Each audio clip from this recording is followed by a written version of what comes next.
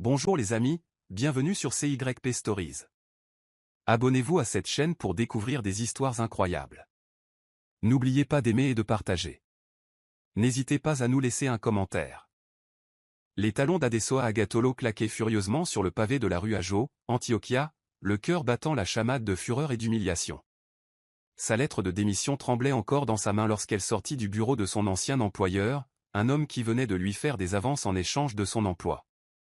Elle l'avait giflé, la douleur encore vive à la paume, et était partie, laissant derrière elle le seul revenu stable dont elle disposait pour subvenir à ses besoins et à ceux de son jeune frère, Emeka.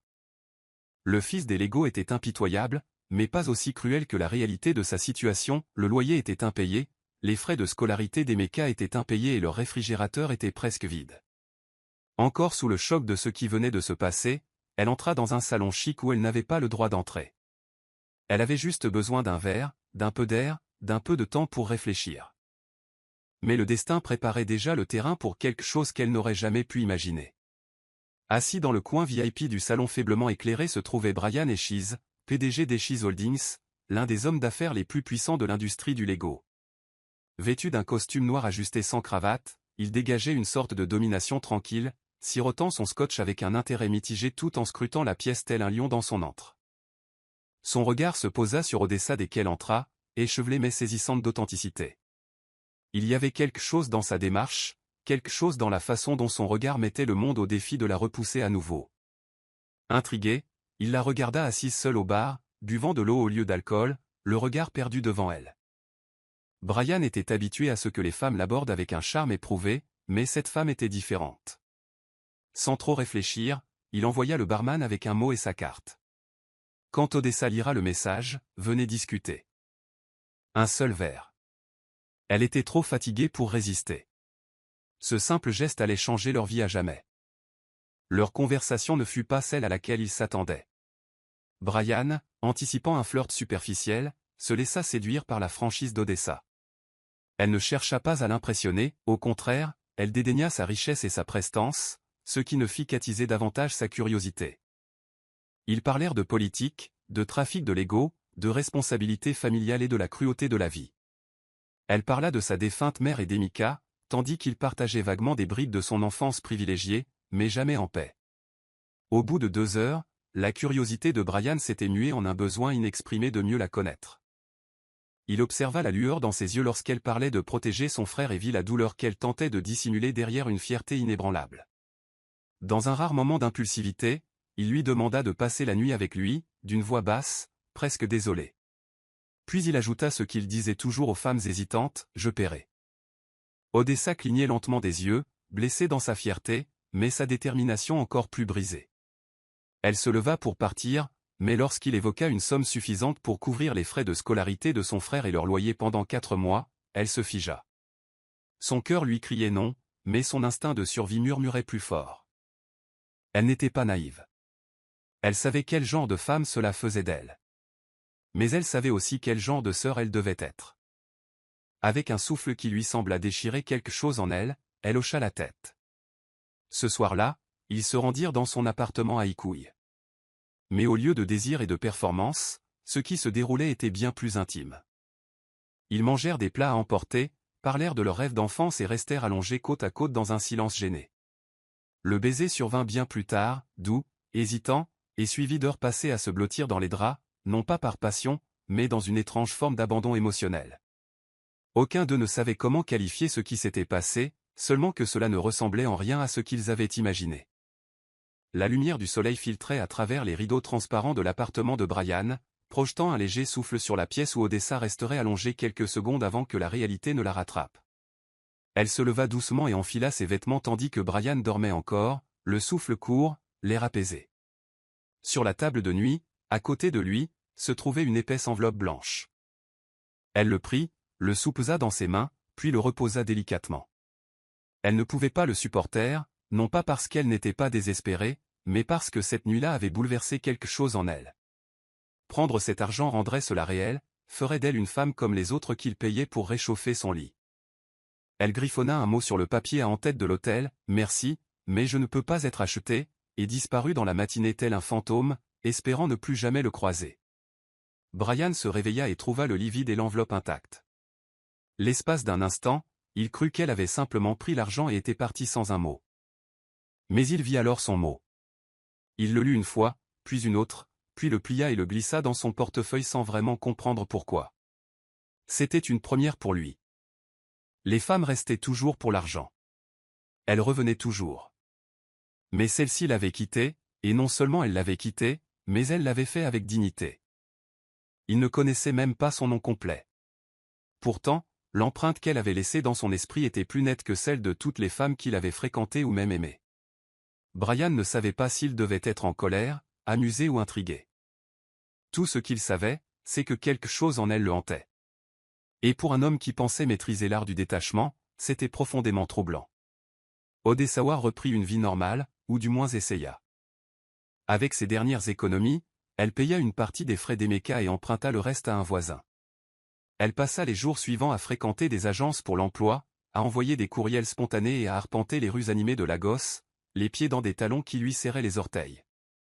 Un après-midi, alors qu'elle se préparait à un séminaire gratuit sur l'entrepreneuriat dans une librairie de Surelier, elle aperçut une silhouette familière près de l'entrée.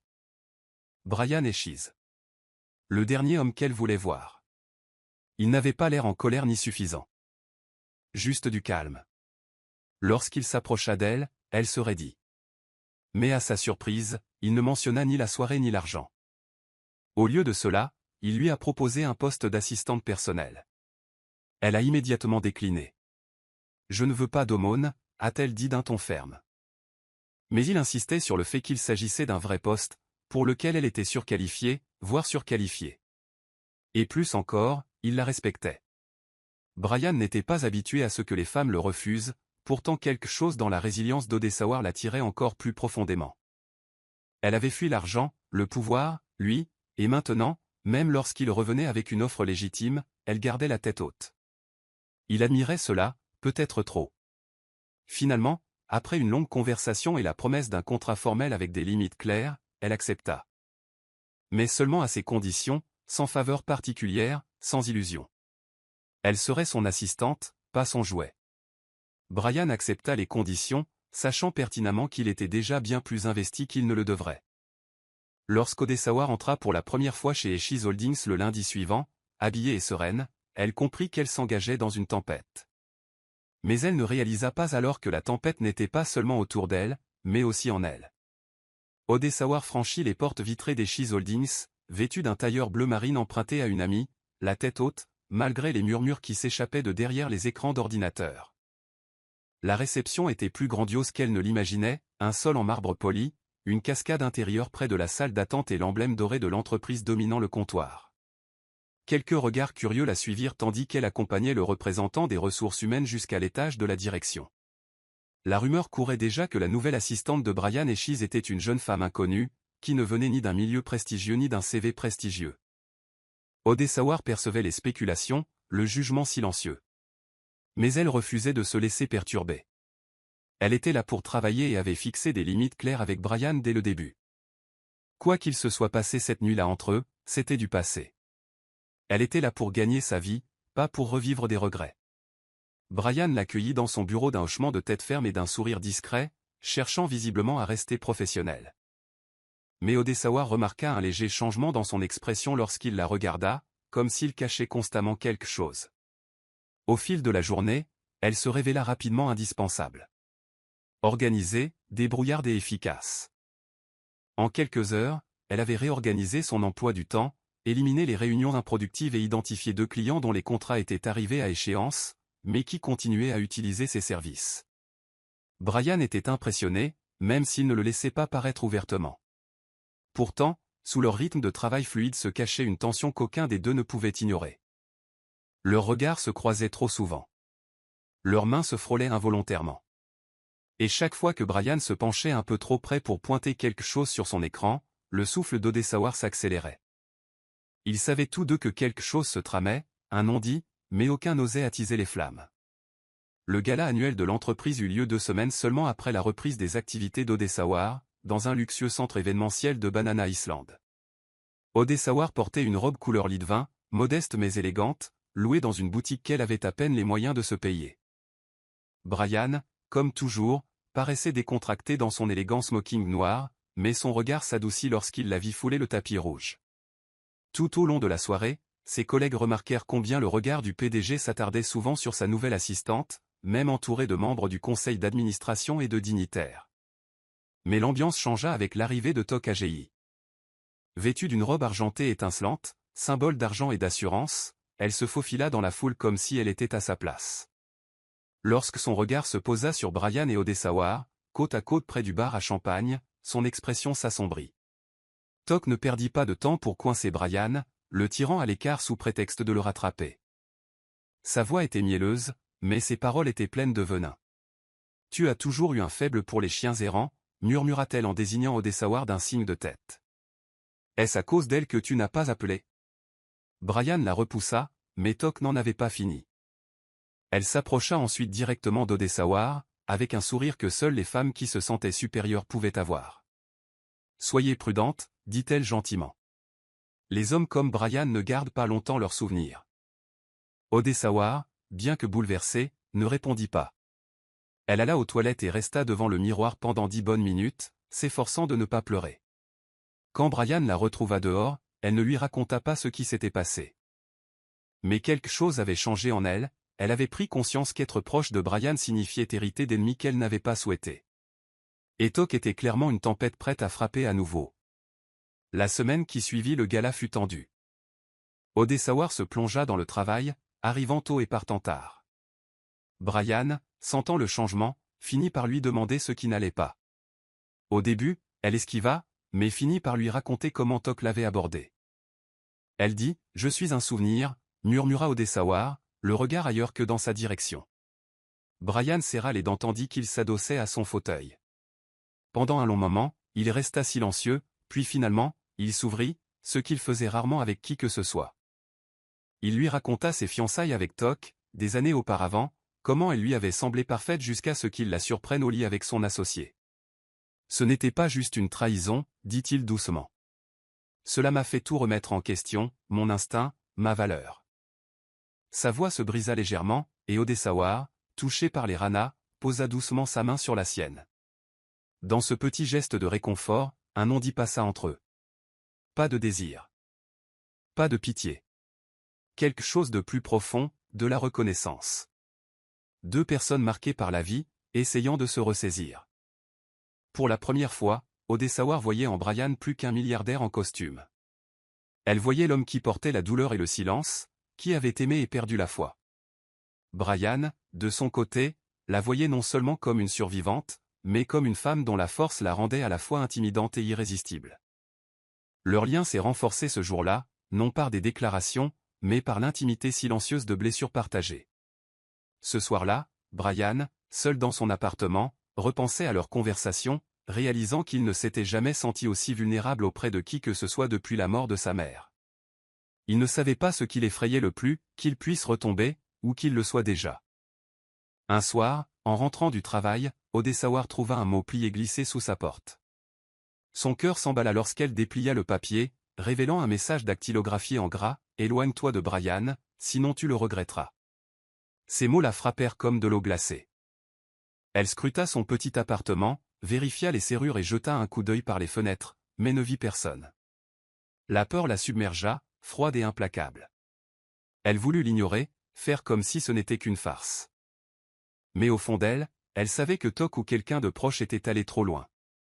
Le lendemain matin, au bureau, Odessawar était pâle, distraite. Brian le remarqua immédiatement et l'entraîna dans son bureau. Lorsqu'elle lui parla enfin du mot, il réagit promptement, annulant toutes ses courses de la semaine et chargeant l'un de ses agents de sécurité de la suivre discrètement. La réaction de Brian fut ferme, protectrice et teintée de culpabilité. Il s'en voulait de l'avoir entraînée dans un monde où la richesse suscitait à la fois admiration et cruauté. Odessawar, bien que secouée, refusait de se laisser abattre. « Je n'abandonnerai pas, dit-elle doucement.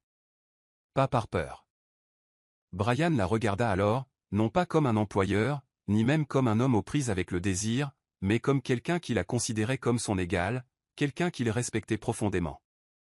Ce soir-là, assise à l'arrière d'un SUV noir qui lui était assigné pour la sécurité, elle jeta un coup d'œil à son reflet dans la vitre teintée.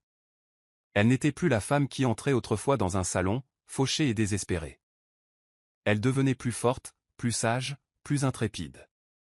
Et, d'une manière perverse, la menace n'avait fait que la rendre plus déterminée à s'approprier sa place dans un monde qui tentait depuis longtemps de la repousser. Le bureau était inhabituellement calme ce soir-là. Le clair de lune filtrait doucement à travers les vitres de l'étage privé de Brian, projetant des ombres argentées sur le mobilier élégant. Odessawar était assis à côté de lui à la table de conférence, tous deux entourés de piles de documents et de dossiers de contrats. Ils travaillaient depuis des heures, à un rythme régulier. Il admirait sa concentration, ses doigts parcourant le clavier, ses sourcils légèrement froncés, ses lèvres pincées de détermination. C'est dans ce silence, alors qu'ils s'étiraient, que leurs regards se croisèrent et s'attardèrent un instant de trop. Brian tendit la main par-dessus la table pour ajuster sa chaise, ses doigts effleurant les siens. L'électricité qui les animait figea Odessawar.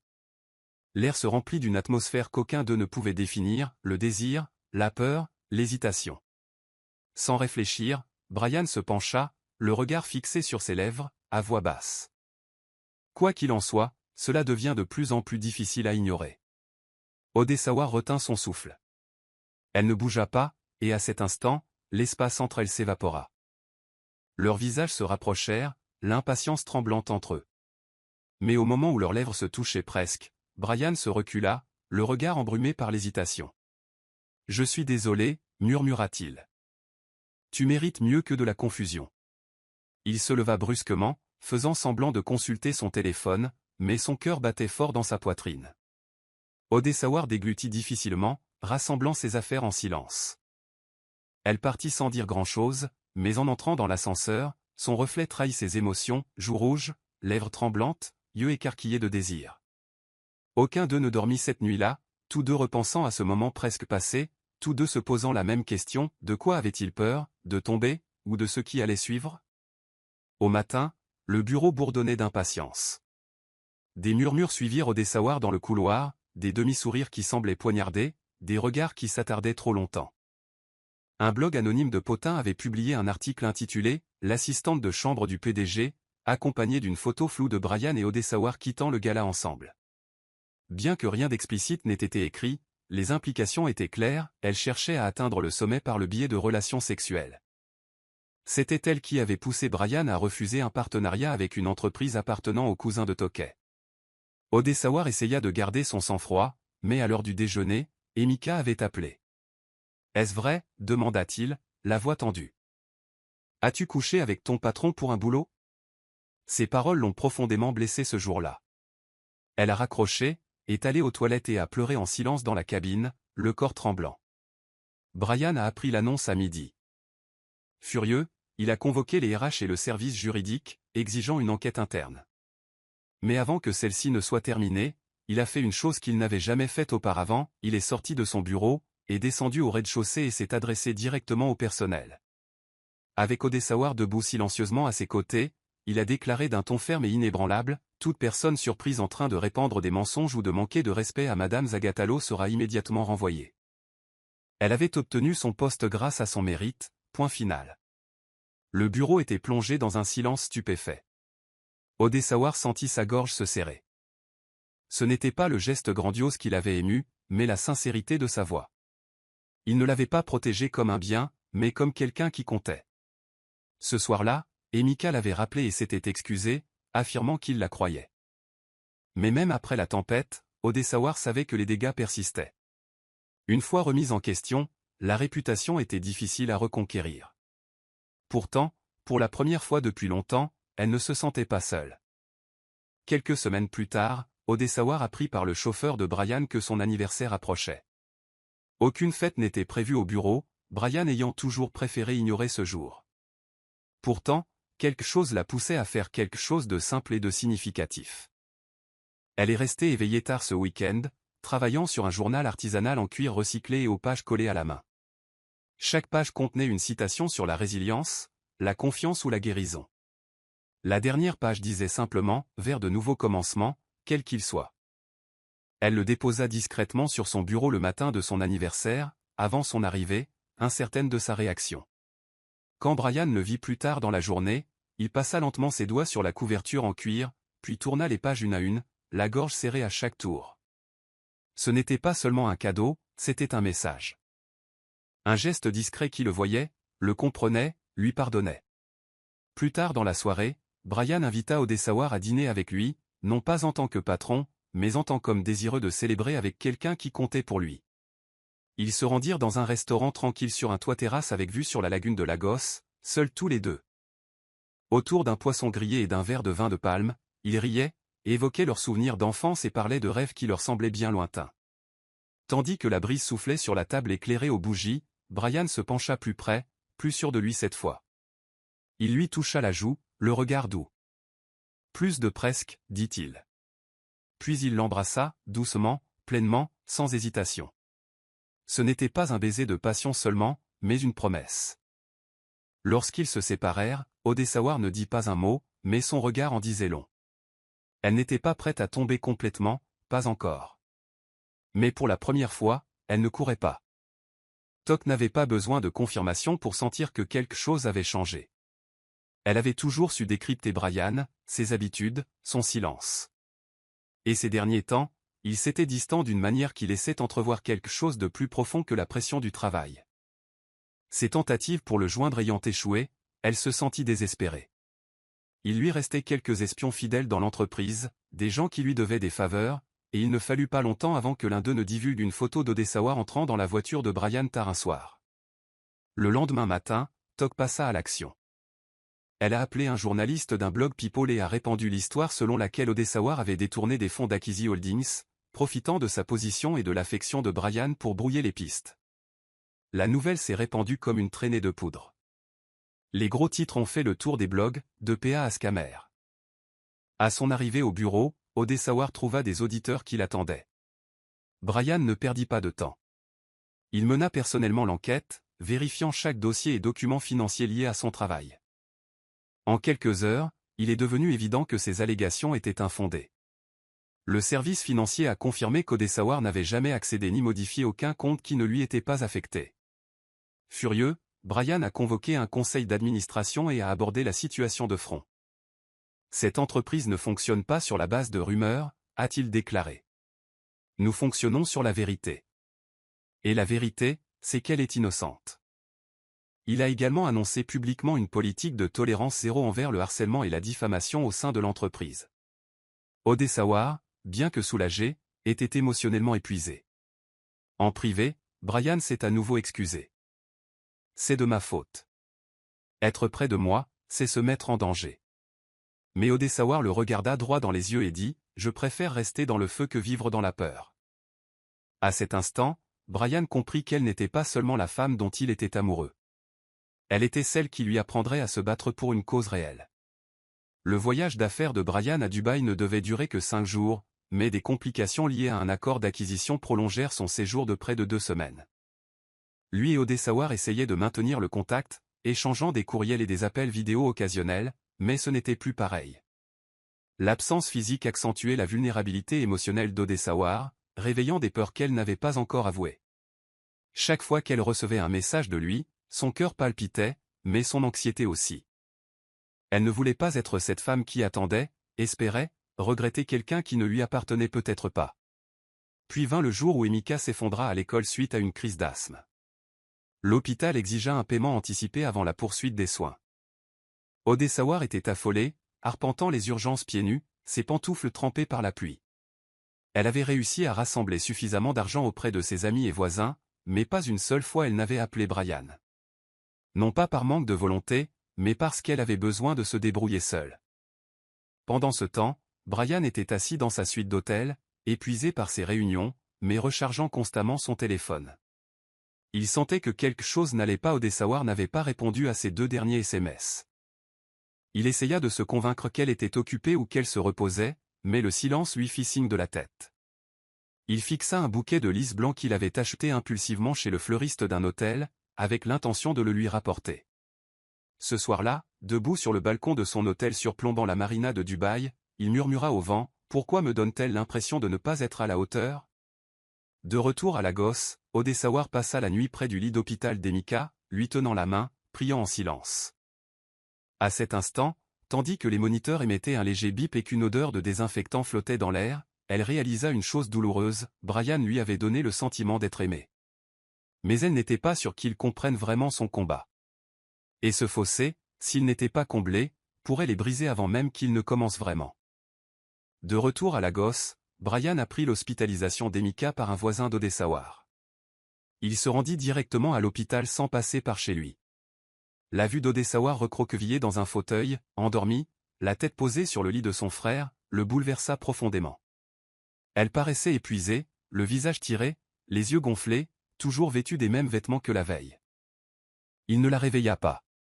Au lieu de cela, il se rendit à l'infirmerie, régla intégralement les factures d'Emika et laissa des instructions précises pour qu'une chambre privée soit préparée. Lorsqu'Odessawa ouvrit enfin les yeux et se retrouva dans une autre suite, plus confortable, elle paniquait, jusqu'à ce que Brian entre avec une gourde de soupe au poivre chaude et une bouteille d'eau. « La prochaine fois qu'il se passe quelque chose, tu m'appelles, dit-il d'une voix ferme mais douce. Elle ravala ses larmes, incertaine de savoir si elles provenaient de gratitude ou de culpabilité. Ce soir-là, ils étaient assis côte à côte dans le jardin sur le toit de l'hôpital, le doux bourdonnement de la circulation en contrebas les rapprochant du monde réel. Odessawa s'excusa de ne pas lui avoir dit, mais Brian secoua la tête. « Tu n'es pas un fardeau. Tu es quelqu'un qui compte pour moi, dit-il doucement. » Et pour la première fois, Emika ne voyait plus Brian comme l'homme riche qui captivait sa sœur, mais comme quelqu'un qui était présent au moment le plus important. Quelques jours plus tard, à sa sortie de l'hôpital, il remercia Brian d'un air gêné, un moment si court et pourtant si important qu'il eut l'impression qu'un pont était enfin construit. Odessawa ne pouvait plus nier ce qui se passait. Brian s'intégrait peu à peu à sa famille, non par la force ou la séduction, mais par sa présence. Par des actions plus retentissantes que des promesses.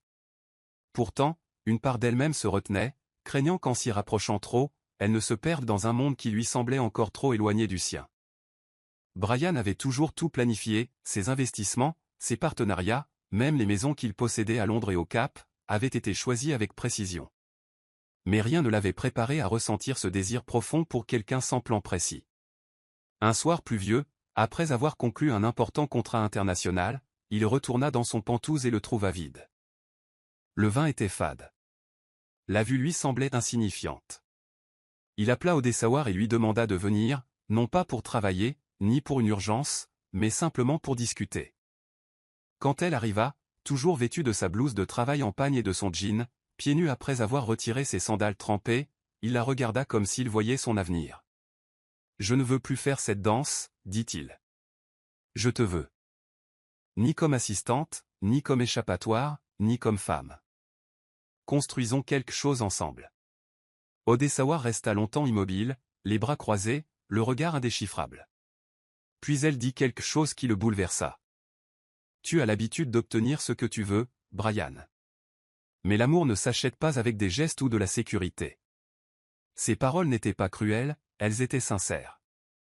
Elle lui a dit que, malgré toute son affection pour lui, elle ne pouvait pas être un objet de plus qu'il collectionnait, une case de plus dans sa vie sans faille. Elle voulait être choisie, certes, mais aussi chérie, comprise, respectée. Brian l'écoutait sincèrement. Et pour la première fois depuis des années, il n'avait pas de réponse. Il n'essaya pas de la persuader.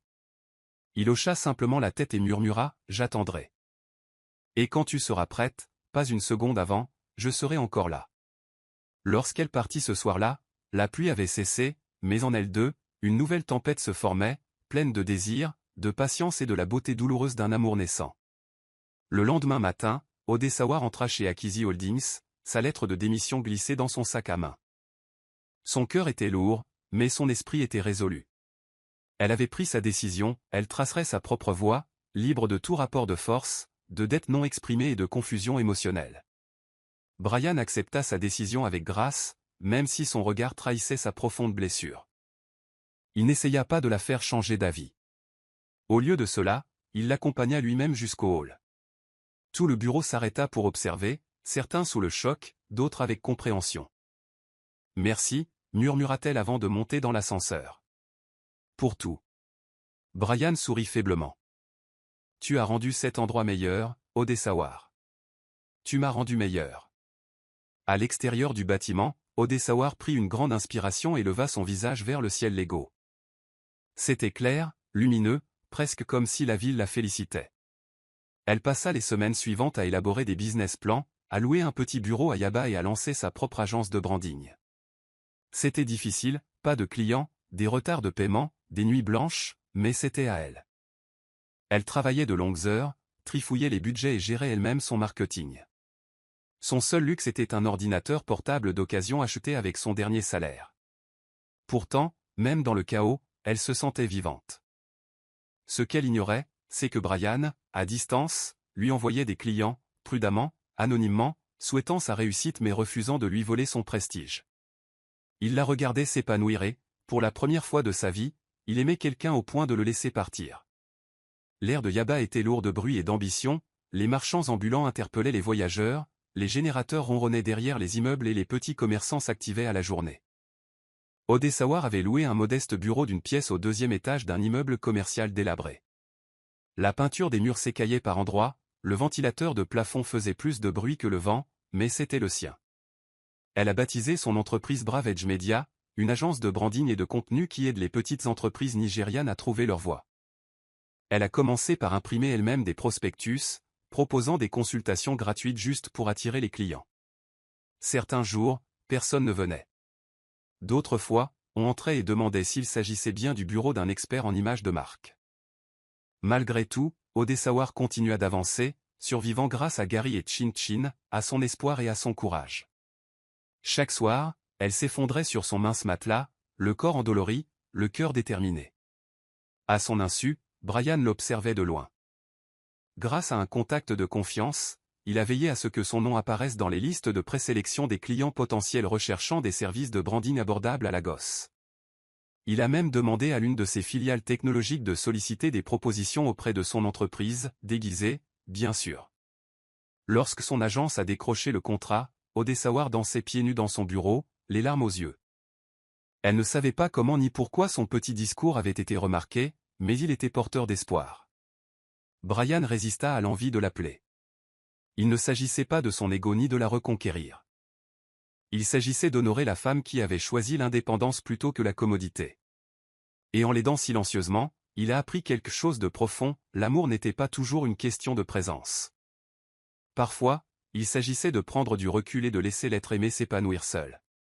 Le jour où Odessawar a découvert la vérité est arrivé de manière inattendue. Elle était allée livrer du matériel de marque à une nouvelle cliente, une jeune femme sur d'elle nommée Myriam, qui, après avoir signé le contrat, lui a dit avec désinvolture, « Votre petite amie a des amis influents. C'est comme ça que tu nous as eus, non ?» Odessawar fronça les sourcils, perplexe. « Que veux-tu dire ?» Myriam, réalisant son erreur, avoua nerveusement qu'elle avait été recommandée à Odessawar par un homme nommé Michael qui travaillait avec Brian. Il a dit que le PDG s'était personnellement porté garant de toi. Les mots étaient comme de l'eau glacée. Les pièces du puzzle s'emboîtaient, comment les clients continuaient à la trouver, comment les recommandations provenaient de sources anonymes, comment sa petite agence avait soudain fait parler d'elle. Ce soir-là, elle était assise dans son bureau, les yeux rivés sur son téléphone. Son cœur était déchiré. Brian n'était pas intervenu directement, n'avait pas étalé son influence, mais il avait quand même tiré les ficelles sans le lui dire. Lorsqu'elle l'a confronté plus tard dans la soirée, d'une voix calme mais tremblante, Brian n'a pas nié. Il se tenait dans son salon, les mains dans les poches, le regard lourd. « Je voulais seulement que tu réussisses, non pas grâce à moi, mais malgré moi, dit-il. Je ne te l'ai jamais dit, car je ne voulais pas te voler ta victoire. » La poitrine d'Odessawar était déchirée par des émotions contradictoires. Elle n'était pas en colère, du moins pas complètement. Elle était émue par son soutien discret, mais aussi effrayée par son besoin profond de lui, par sa profonde compréhension, même lorsqu'elle ne parlait pas. « Je ne veux pas être quelqu'un que l'on répare, dit-elle d'une voix brisée. Je veux être quelqu'un en qui on a confiance. » Brian s'avança et lui prit doucement la main. « Tu es déjà comme ça. Je voulais juste que le monde voie ce que je vois. » À cet instant, les murs entre eux ne se sont pas brisés, ils se sont adoucis, juste assez pour laisser transparaître l'amour véritable, brut et humble. Tokay voyait le monde qu'elle contrôlait autrefois lui filer entre les doigts. L'entreprise de son père perdait des contrats, son statut social s'était dégradé et, surtout, Brian avait disparu de sa vie. Elle ne trouvait plus d'excuses pour le croiser ou lui murmurer du poison dans sa salle de réunion. Désespérée et vindicative, elle décida de jouer sa dernière carte, celle qu'elle gardait pour le coup de grâce. Elle appela un journaliste de tabloïd qu'elle avait fréquenté et lui confia tout, un appel enregistré entre elle et une source anonyme, des photos d'Odesawa rentrant dans l'hôtel de Brian le soir de leur première rencontre, et une affirmation accablante selon laquelle un PDG milliardaire aurait payé une fille fauchée pour des relations sexuelles. Dès le lendemain matin, tous les grands blogs People publièrent l'histoire. Le visage d'Odesawa était placardé partout, encadré par des gros titres honteux. Des clients ont annulé des rendez-vous. La porte de son bureau a été vandalisée. Même Emika a été harcelée sur le campus. La réaction a été rapide et brutale. Odesawa s'est enfermée dans son appartement, sanglotant dans son oreiller, humiliée au-delà des mots. Elle avait travaillé si dur pour construire sa vie, pour gagner le respect, et tout cela s'est réduit à une transaction qu'elle n'a jamais voulu définir. Brian, lui aussi, était furieux. Il a publié une déclaration officielle niant les accusations, menacé de poursuites judiciaires et lancé une campagne de nettoyage numérique. Mais rien de tout cela n'a effacé la douleur. Ce soir-là, Odesawa se tenait devant son miroir, répétant les mots que Mama Ife Aniwa lui avait dit un jour, « Tu n'es pas ce que les gens disent de toi. Tu es ce à quoi tu obéis. » Pourtant, elle avait besoin d'espace. Elle avait besoin de silence. Alors elle fit ses bagages et partit pour son village sans prévenir personne, pas même Brian. Elle a laissé derrière elle son téléphone, son ordinateur, ses rêves. Pour une fois, elle ne voulait pas être forte. Elle voulait juste respirer. Brian ressentait son absence comme une côte manquante. Son téléphone était inaccessible. Son appartement, fermé à clé. Son bureau, abandonné. Les jours se sont transformés en une semaine, puis en deux. Chaque nouvelle qui a suivi ne faisait que lui rappeler à quel point le monde pouvait être cruel envers les femmes qui osaient s'élever de rien. Il a appelé ses voisins, ses anciens clients, même Emeka, mais personne ne savait où elle était allée. Lorsqu'il a finalement retrouvé son village grâce à une ancienne adresse figurant sur sa demande d'emploi, il n'a pas envoyé de chauffeur. Il a conduit lui-même. La route était accidentée, poussiéreuse, serpentant à travers des terres agricoles tranquilles et des propriétés vieillissantes. Lorsqu'il la trouva assise sous un manguier, pieds nus, le visage démaquillé et le regard terni par la trahison, il ne parla pas tout de suite. Il s'agenouilla devant elle et lui dit, « Je suis désolé, non seulement pour ce qui s'est passé, mais aussi pour ce que cela t'a fait ressentir. » Odesawa le regarda, les yeux rouges mais calmes. « J'avais l'impression de m'être vendu, murmura-t-elle. Comme si je n'étais rien de plus que ce pourquoi tu m'as payé. » La gorge de Brian se serra. « Mais tu n'es pas comme ça. » C'était un moment. Ce que nous avons bâti depuis, votre entreprise, votre courage, vos choix, voilà qui vous êtes. Il lui tendit un mot plié, le même qu'elle avait laissé près de son lit ce premier matin. On ne peut pas t'acheter, cita-t-il doucement. Je le savais à l'époque. J'y crois encore aujourd'hui. Des larmes coulaient sur ses jouets, pour la première fois depuis le scandale, elle se laissa prendre dans ses bras. Brian ne lui a pas demandé de revenir. Il n'a pas proposé de solution. Il l'a juste serré dans ses bras, comme on se serre les uns les autres quand on n'a plus rien à prouver, que de l'amour à donner. Le village était silencieux tandis qu'Odesawa était assise près de la tombe de sa mère, ses doigts traçant le nom gravé sur la pierre usée par les intempéries. Les dernières semaines avaient été un tourbillon de honte, d'isolement et de réflexion, mais ici, dans l'étreinte paisible de la terre et du ciel, elle se sentait à nouveau ancrée. La voix de Mama Ifienwa résonnait dans son cœur, parfois, l'amour revêt des habits inattendus. Cela pouvait ressembler à de la douleur avant de ressembler à de la paix. Ces mots, autrefois étranges, prenaient désormais tout leur sens. Ce qu'elle avait vécu avec Brian n'était pas parfait. Tout avait mal commencé, avait mal tourné et avait été mis à l'épreuve. Mais entre douleur et guérison, ils avaient trouvé quelque chose de brut et de vrai. Lorsqu'elle s'était relevée, elle ne se sentait pas comme une femme brisée par le scandale. Elle se sentait comme une femme au bord du gouffre, prête à prendre une décision. De retour à Lagos, la ville l'accueillit dans un chaos sourd. Elle prit un taxi directement jusqu'aux pentouses de Brian, le cœur battant à chaque étage gravi. Il ouvrit la porte, et la voir, le visage nu, fatigué, mais rayonnante de détermination, le laissa sans voix. Aucun d'eux ne parla d'abord. Ils se contentèrent de le fixer, comme s'ils avaient besoin d'être sûrs que l'autre était bien réel. Finalement, dit-elle, tu as attendu. Brian hocha la tête. Toujours. Ils s'assirent ensemble et elle lui raconta tout, ce qu'elle avait ressenti, les raisons de son départ et ce que la voix de sa mère lui avait rappelé. Brian l'écouta, non pas comme un homme désespéré de réparer les choses, mais comme un homme prêt à grandir avec elle. Et pour la première fois depuis des mois, elle n'eut plus l'impression de devoir porter le poids de leurs deux cœurs. Elle pouvait à peine respirer.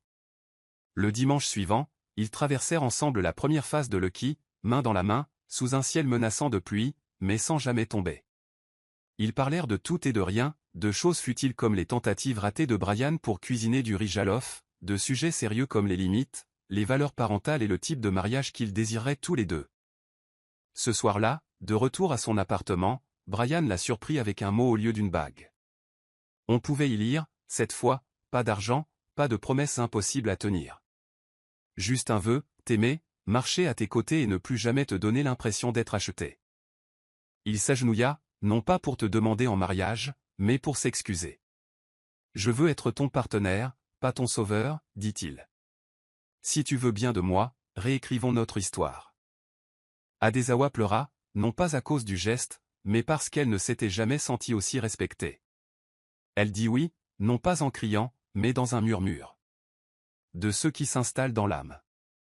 Ils n'ont rien annoncé. Pas de grands gestes, pas de publication Instagram, pas de toits inondés de champagne. Juste deux personnes qui se sont choisies. Au cours des semaines suivantes, leur amour grandit en une force tranquille. Adesawa reprit le travail, cette fois à ses propres conditions. Brian ne vint plus jamais à son bureau sans prévenir. Il n'achetait pas ses clients et n'intervenait pas dans ses affaires. Au contraire, il la soutenait par ses prières, sa présence et sa patience. Et elle, en retour, se tenait à ses côtés, non pas avec gratitude, mais comme une égale. C'était une relation fondée non sur la richesse ou la culpabilité, mais sur le temps, la transparence et la confiance méritée. Pour la première fois depuis longtemps, Adesawa ne se voyait pas comme une survivante, mais comme une personne qui choisissait. Et cela a fait toute la différence. Et Mika ne se laissa pas convaincre aussi facilement. Lorsque Brian se présenta à leur appartement de Surlier avec une boîte de suya et un sourire nerveux, Mika croisa les bras et demanda sans détour, « Pourquoi es-tu ici ?» Brian ne broncha pas. Il s'excusa, non pas d'être riche, ni d'avoir participé à l'histoire d'Adesawa, mais pour la douleur que cela impliquait. « Je ne suis pas là pour t'enlever ta sœur. Je suis là parce que je veux faire partie de ta famille, » dit Brian. Les mots restèrent suspendus dans l'air comme un défi. Mika marqua une longue pause, puis dit, « Prouve-le-moi. » Le mois suivant, Brian fit exactement cela, il assista au dîner de famille, aidait Mika dans ses projets scolaires et assista même à un match de foot avec des chaussures boueuses et un polo déchiré. Lentement, la tension retomba. Mika commença à l'appeler Ogabé, puis frère Brian, et enfin Brian tout court. C'était une victoire plus significative que n'importe quel contrat conclu par Brian. Pendant ce temps, Adesawa se surprenait à évoluer d'une manière qu'elle n'avait pas anticipée. Elle a commencé à encadrer d'autres jeunes femmes issues de milieux défavorisés, partageant son histoire en privé avec celles qui en avaient besoin. Elle a rejoint une association qui soutenait les femmes entrepreneurs à Lagos, et son agence de branding a commencé à attirer une clientèle engagée. Tout au long de cette période, Brian est resté son pilier, non pas son sauveur, mais son ardent défenseur. Leur amour, autrefois remis en question, s'est maintenant épanoui au grand jour. Ceux qui murmuraient autrefois sur son passé se sont mis à murmurer sur son génie. Et même lorsque le passé a menacé de refaire surface, ils ont affronté la situation ensemble, non pas avec honte, mais avec force. Ensemble, ils ne se contentaient pas de survivre, ils construisaient une vie qu'aucun d'eux n'avait imaginée, mais qu'ils méritaient tous deux. Adesawa fixait le test de grossesse dans sa salle de bain, le souffle entre panique et incrédulité. 2 lignes roses. 2 lignes roses indéniables. Ses mains tremblaient, assise sur la lunette des toilettes, son esprit imaginant tous les scénarios possibles. Elle n'avait pas prévu ça, pas encore. Elle commençait tout juste à se sentir maîtresse de sa vie. Et si cela changeait tout? Et si Brian n'était pas prêt? Et si elle ne l'était pas? Quelques heures plus tard, elle entra chez Brian et lui tendit le test sans un mot. Il baissa les yeux, puis les releva vers elle. Pendant une seconde, le silence régna. Puis, quelque chose se brisa en lui, non pas la peur, ni le regret, mais quelque chose de tendre et d'émerveillé. Il s'agenouilla, non plus comme avant, mais devant son ventre, l'embrassant tandis que ses larmes coulaient librement. « Merci, murmura-t-il. De m'avoir choisi. Encore et encore. » Ce soir-là, ils étaient allongés ensemble sur le canapé, les bras l'un contre l'autre, leur rêve se formant entre deux battements de cœur. Brian parlait du genre de père qu'il voulait être, celui qu'il n'avait jamais eu. Odessoa, effrayée mais pleine d'espoir, parlait du genre de mère qu'elle espérait être. Ils n'avaient pas toutes les réponses. Ils n'avaient pas de plan. Mais ils avaient un fondement qu'ils avaient bâti par le feu et la foi. Ils avaient promis d'élever l'enfant dans la vérité, non pas avec des mensonges sur la perfection, mais avec des histoires de courage, de rédemption et de pouvoir de choix. Pour la première fois, l'avenir n'était plus seulement une question de survie, d'affaires ou d'amour. Il était question d'héritage. Et aucun d'eux ne s'enfuyait. Le mariage a eu lieu dans une petite chapelle nichée entre deux jardins fleuris à Iqua. Pas d'équipe de tournage, pas de hashtag tendance, juste des amis proches, quelques membres de la famille et un murmure de joie silencieuse. Odessoa portait une simple robe ankara à épaules dénudées et bordée de dentelles, son ventre s'arrondissant légèrement. Brian portait une ikbata blanche, ornée d'or, et pour une fois, il ne ressemblait pas à un PDG, mais à un homme enfin apaisé. Lors de l'échange de leurs vœux, il n'y eut ni long discours ni poésie. Brian disait simplement « Tu m'as appris à aimer à nouveau », et Odessoa répondait « Tu m'as appris à faire confiance à nouveau ». Ils scellèrent leur union par un baiser qui n'était pas une question de passion, mais d'arrivée. Après tout, ils y étaient parvenus. À la réception, Emeka porta un toast, à la fois maladroit, drôle et sincère. Ils ont commencé par une erreur, dit-il. Mais d'une manière ou d'une autre, ils ont réussi à la transformer en miracle. Les rires emplissaient le jardin. Alors que le soleil disparaissait sous la silhouette en Lego et que le couple dansait sur un slow glyphe, il ne restait plus aucun signe de qui ils étaient. Aucune trace de scandale, aucune trace de honte. Seul l'amour, silencieux, enraciné et durable. D'une nuit de désespoir est née une vie pleine de sens. Ce qui devait être éphémère est devenu éternel. Et dans un monde qui privilégiait souvent la surface au fond, Odessoa et Brian avaient choisi la profondeur. Choisi la croissance. S'étaient choisis l'un l'autre. Merci d'avoir regardé. Dites-nous ce que vous avez aimé dans cette histoire. N'oubliez pas d'aimer et de vous abonner. Activez également la notification de publication pour recevoir de nouvelles histoires.